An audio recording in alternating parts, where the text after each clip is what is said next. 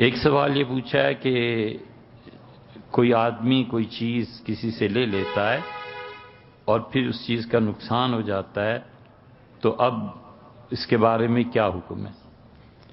دیکھیں، عاریت کسی چیز سے، کسی آدمی سے کوئی چیز لے لینا، کوئی آدمی کسی کو وقتی طور پر کسی چیز کا مالک بنا دے اور اس سے کہے کہ اتنے دن تک تم اس میری چیز سے فائدہ اٹھاؤ اور مالکانہ حقوق میں نہیں دے رہا۔ مثلا اس نے اپنا کرتا پاجامہ دیا اور اس نے کہا آپ 2 مرتبہ پہن لیں، 4 مرتبہ پہن لو، یا کل جو تقریب ہے اس میں پہن لو، پھر مجھے واپس دینا ہے۔ تو ایسے لوگ جو چیز کے مالک ہوتے ہیں انہیں فقہ کی اصطلاح میں معیر کہتے ہیں۔ عاریت، رعایت، یہ اسی طرح کے الفاظ۔ آپ مجھے یہ رعایت دے سکتے ہیں کہ میں آپ پارا سے میلوڈی آپ کی گاڑی میں بیٹھ جاؤں؟ تو رعایت دینا، کسی کو اسے کہا جا سکتا ہے کہ جی میں آپ کو میلوڈی اتار دیتا ہوں لیکن یہ گاڑی آپ کی ملکیت نہیں ہو جائے گی، اگرچہ معاشرے میں ایسے نہیں بولا جاتا مگر اصل اس کی یہ ہے۔ تو جو بھی چیز کے مالک ہوتے ہیں اسے معیر کہتے ہیں، اور جو طے ہو جاتا ہے، جو طے کرتا ہے وہ مستعیر ہوتا ہے، مانگنے والا، لینے والا، اور چیز جو ہوتی ہے وہ استعارہ کہلاتی ہے۔ یہ فقہا کی اپنی شرعی اصطلاحات۔ اس لیے جب یہ طے ہو جائے اور اس پہ طے کر لیں کہ مفت میں یہ فراہم کیا جا سکے گا تو مفت کا ہو گیا، اور اگر اس پہ اجرت کو متعین کر دیں کہ یہاں سے اگر آپ پارا اتار دیں تو میں آپ کو 10 روپے دوں گا، تو یہ اجارہ ہو گیا، یہ کرایہ ہو گیا۔ دونوں میں بنیادی فرق یہ ہے کہ عاریت اور رعایت میں پیسے نہیں لیے جاتے، اور جب پیسے لیے جائیں گے تو یہ اجارہ ہو جائے گا، یہ ایک معاہدہ ہو جائے گا کہ آپ مجھے میری منزل تک پہنچائیں گے تو اتنے پیسے کے آپ مستحق ٹھہریں گے۔ اس لیے عاریت اگر ہلاک ہو جائے، چیز جو لی تھی وہ برباد ہو جائے، چیز جو لی تھی کہیں گر گئی، گم ہو گئی، تو اب اس سلسلے میں جو مستعیر ہے جس نے وہ چیز لی تھی، اگر اس کی غفلت سے ضائع ہوئی ہے تو اسے تاوان دینا پڑے گا۔ اگر اس کی غفلت سے ضائع نہیں ہوئی، قدرتی طور پہ ہو گئی ہے، تو اس کے ذمے کچھ نہیں۔ اور اگر اس نے یہ طے کر لیا کہ باوجود اس کے کہ یہ رعایت پہ دے رہا ہوں لیکن اگر کچھ ہو گیا تو تم اس کے ضامن ہو، یہ شرط باطل ہے، اس شرط کی کوئی پرواہ نہیں کی جائے گی۔ حضور صلی اللہ علیہ وسلم نے فرمایا نا کہ معاہدے حق ہیں اور اس پر جو شرائط لگائی جاتی ہیں وہ باطل ہیں۔ تو اس لیے کوئی شرط لگا دیتا ہے کسی چیز پہ، وہ کہتا ہے نکاح کر لو، اب نکاح شرعاً جائز ہے، لیکن اسے کہتا ہے کہ میرا حکم ہے کہ اتنے دن تک تم اس کے قریب نہیں جا سکتے، یہ شرط باطل قرار پاتی ہے کیونکہ وہ ایک دوسرے کے ساتھ ایک بندھن میں بندھ چکے۔ اور اس میں پھر تفصیلات ہیں۔ اب یہاں آ کے وہ لوگ جو عقل انسانی کو کچھ نہیں سمجھتے اور جذبات کی بنیاد پر دین کو حل کرنا چاہتے ہیں، یا کہتے ہیں حضور اقدس صلی اللہ علیہ وسلم نے یہ فرمایا ہے، حدیث میں یہ آیا ہے، اب لے آؤ حدیث پھر اس کی بھی کوئی۔ ایک آدمی نے کسی کو انگوٹھی دی، کہا یہ پہنی ہے، شادی کے بعد مجھے واپس کر دینا۔ وہ انگوٹھی اس سے گر گئی، کوئی چور لے گیا، وہ انگوٹھی کہیں دریا میں، کنویں میں، کسی چیز پہ گر گئی، غائب ہو گئی، اب کیا کیا جائے؟ یہ ان سے پوچھیں جو ہر مسئلے میں حدیث کی بات کرتے ہیں نا۔ ایسے نہیں ہے، کتاب و سنت نے لوگوں کو وسعت دی ہے، اور جو پیش آمدہ معاملات ہیں اس وقت پہ اس فیصلے کو کرنے کو صحیح قرار دیا ہے۔ فیصلہ صحیح ہو جائے اللہ کے ہاں دوہرا اجر ہے، فیصلہ صحیح نہ ہو تو بھی وہ فیصلہ کرنے کی اتھارٹی بھی ہو اس کی اور پڑھا لکھا ہو تو یہ درست ہے، اسے گہرا ثواب ملے گا۔ انگوٹھی گم ہو گئی، گر پڑی، وہ کہتا ہے میری انگوٹھی واپس کرو، میں نے تو تمہیں اتنے دن کے لیے دی تھی۔ فقہا نے لکھا ہے کہ اگر وہ انگوٹھی اس نے انگوٹھے میں پہنی تھی، وہ چھلا یا وہ جو انگوٹھی، یا انگشت شہادت میں یا درمیان کی ان 3 انگلیوں میں سے کسی سے گری تھی تو اس پہ زمان نہیں ہے، اسے کچھ ادا نہیں کرنا. اور اگر ان 2 انگلیوں سے گری تھی، درمیان والی انگلی اس کے ساتھ والی، تو اسے زمان ادا کرنا پڑے گا. اور عورت ہے تو عورت کے 5 انگلیاں برابر ہیں، اسے بہرحال پیسے دینے پڑیں گے. اب یہ تفریق کرنا مرد اور عورت کی، اور یہ انگلیوں کی بھی تفریق کرنا، یہ شریعت سکھاتی ہے. فتاوی عالمگیری میں ہے، آپ دیکھ لیں جا کے، فتویٰ اسی پہ دیا جاتا ہے. اب اس کی علت اور وجہ کیا ہے؟ اس کی علت اور وجہ فقہا نے جو بیان کی ہے وہ کوئی شرعی نہیں ہے. انہوں نے جو کچھ بیان کیا ہے وہ انسانی عقل کی بنیاد پہ ہے کہ انسانی عقل یہ بتاتی ہے یہ ہونا چاہیے، یہ نہیں ہونا چاہیے. تو اس لیے یہ ان لوگوں کی حوصلہ شکنی ہے جو اپنی جذبات سے یا بے خبری سے یا حضور اقدس صلی اللہ علیہ وسلم کی محبت اور اس قسم کی چیزوں کے اظہار کے لیے وہ کام کر جاتے ہیں جو عقل انسانی میں آ ہی نہیں سکتے. تو ان کی وجہ سے پھر مذہب بدنام ہوتا ہے.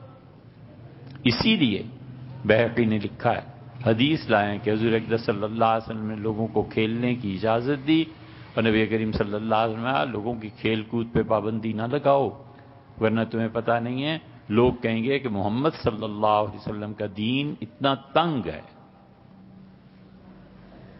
حضور اقدس صلی اللہ علیہ وسلم نے کئی ایک نیکی کے اعمال کو جو مستحب اور نفل کے درجے کے تھے چھوڑ دیا. فرمایا نہ کرو، لوگ کیا کہیں گے، یہ کام نہ کرو، دین بدنام ہوگا، مذہب بدنام ہوگا. مثلا اس کی بڑی مثال دیکھیں، اللہ نے جاہد الکفار والمنافقین، اے نبی صلی اللہ علیہ وسلم آپ جہاد کیجئے کافروں کے خلاف بھی اور منافقوں کے خلاف بھی. پوری حیات طیبہ میں رسول اللہ صلی اللہ علیہ وسلم جانتے تھے یہ منافق ہے، یہ منافق ہے، یہ منافق ہے، ایک بار بھی جہاد نہیں کیا. اور سیدنا عمر رضی اللہ عنہ جہاد کرنا چاہتے تھے. اس لیے یہ جو آیت کریمہ ہے اس کو آپ ملا لیجئے مسلم اور بخاری کی احادیث کے ساتھ. رسول اللہ صلی اللہ علیہ وسلم ایک دن ان منافقوں کی حرکتوں سے بہت تنگ آئے. مسلم میں آتا ہے کہ آپ ممبر پر کھڑے ہو گئے، تشریف فرما ہوئے، اور آپ نے فرمایا تم اٹھو، نکل جاؤ مسجد سے، انک منافقن، تم پکے منافق. دوسرے کو فرمایا تم بھی جاؤ، تیسرا، چوتھا، 12 کے قریب آدمیوں کو نکالا، فرمایا خبردار جو تم یہاں آئے، تم پکے منافق. اس زمانے کا نفاق اعمال پہ مبنی تو کم ہوتا تھا، عقیدے پہ زیادہ ہوتا تھا. یعنی اصل میں کافر ہونا اور شو کرنا کہ میں مسلمان ہوں. نکال دیا حضور صلی اللہ علیہ وسلم، بس اس سے زیادہ کوئی کاروائی نہیں کی، جہاد نہیں کیا. سیدنا عمر رضی اللہ عنہ ایک دن کہا اللہ کے رسول مدینہ منورہ میں فلاں منافق فلاں فلاں فلاں فلاں، ان کو مار نہ دیں، ان کے خلاف جہاد نہ کریں. تو حضور صلی اللہ علیہ وسلم نہیں عمر ایسے نہیں کرتے، تمہیں پتہ ہے پھر کافر میرے متعلق یہ کہیں گے کہ لو ہماری تو سختی آئی تھی، اب یہ جو کلمہ پڑھتے ہیں ان کے دوست ان کے ساتھ اٹھتے بیٹھتے ہیں ان کی بھی سختی آئی ہے. نہیں کیا. ام المومنین دوسری مثال دیکھ رہے ہیں، جیسے عائشہ رضی اللہ عنہا فرماتی ہیں کہ حضور صلی اللہ علیہ وسلم جب حج سے تشریف لائے تو مجھ سے فرمایا عائشہ مجھے خوف نہ ہوتا تو میں اس بیت اللہ کو اصل دیواروں پہ تعمیر کراتا، اصل بنیادوں پہ جو ابراہیم علیہ السلام نے رکھی تھی میرے جد امجد. کہا وہ کیسے؟ فرمایا جو حجر اسود سے جہاں سے طواف شروع ہوتا ہے اس سے آگے چلے جاؤ تو یہ بیت اللہ کعبۃ اللہ جو ہے یہ چند فٹ اور آگے کا، فرمایا یہاں تک تھا، اور اس کے بالکل سامنے جو دیوار لگتی ہے فرمایا یہ بھی لمبی تھی، اور یہ جو حتیم کھچی ہوئی ہے یہ اس لیے دونوں دیواروں کو آگے بڑھانا چاہیے تھا، لیکن عربوں نے اس کی تعمیر میں اس جگہ کو چھوڑ دیا، ان کا پیسے نہیں رہے.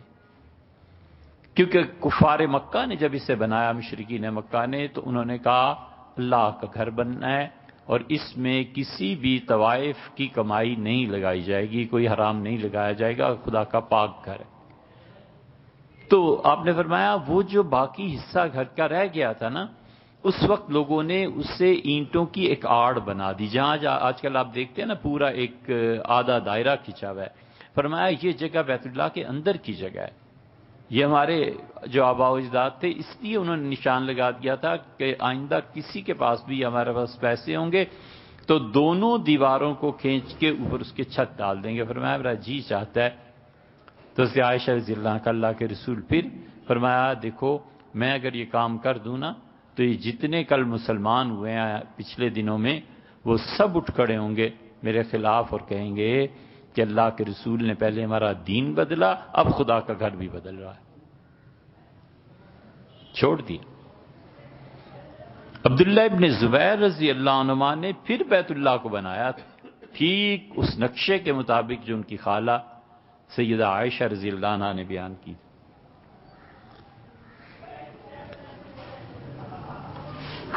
حجاج جب آیا تو اس نے پھر توڑ دیا۔ اس نے کہا ابن زبیر ملحد تھا، بددین آدمی تھا، خدا کے گھر میں باغیوں کو پناہ دیتا تھا۔ قصہ یہ تھا کہ بنو امیہ جو کچھ کرتے تھے ظلم، انہوں نے اس ظلم کے لیے بڑی کوشش کی کہ وہ مٹ جائے، اور بیت اللہ کے مقابلے میں انہوں نے بیت المقدس کو بنایا۔ کہاں سے دنیا بھر سے ہیرے اور جواہرات جمع کیے کہ بیت المقدس میں مسجد اقصی جو ہے وہ مرکز بنے مسلمانوں کا اور یہ مرکز ختم ہو جائے۔ ریشم اور بڑی قیمتی چیز، اس کی خیر تفصیل لکھی تاریخ میں، تو انہوں نے مسجد اقصی کو بنا لیا۔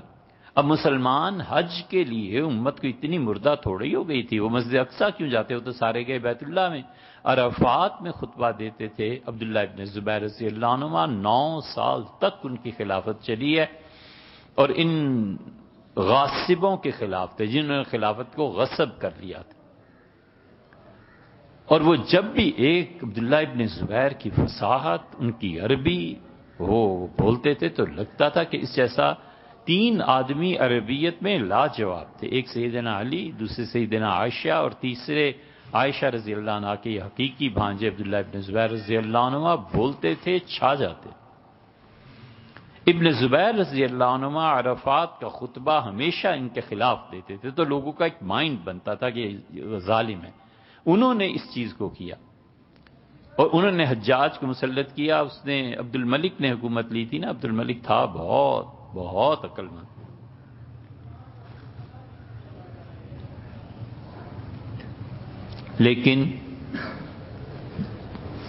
لیکن بھاڑ میں جائے ایسی عقل جو انسان کی عاقبت کو برباد کرے، والعیاذ باللہ۔ اس نے ان سب کو بلایا اپنے چھوٹوں کو، اور اس نے کہا جنبوا دما بنی ہاشم، ہاشمیوں کا خون نہ کرنا۔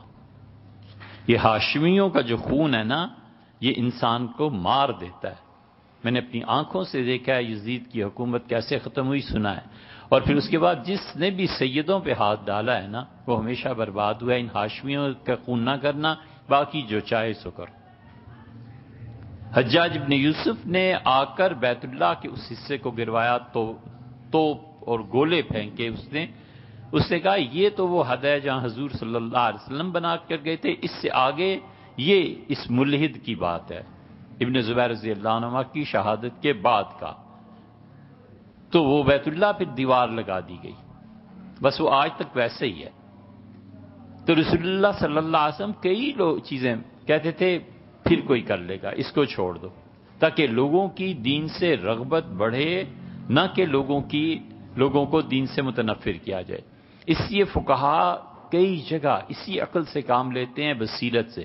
ان انگلیوں میں پہنے تو زمان واجب ہے، ان انگلیوں پہ پہنے تو زمان واجب، اور عورت ہے کسی انگلی میں پہن لے تو اس پہ واجب ہے کہ اس کو، یہ ساری چیزیں عقل انسانی کے ساتھ منسلک ہیں۔ اسی لیے اللہ نے کہا ادعو الی سبیل ربک بالحکمہ، اور لوگوں کو اللہ کے دین کی طرف بلاؤ عقل کے ساتھ، حکمت کے ساتھ۔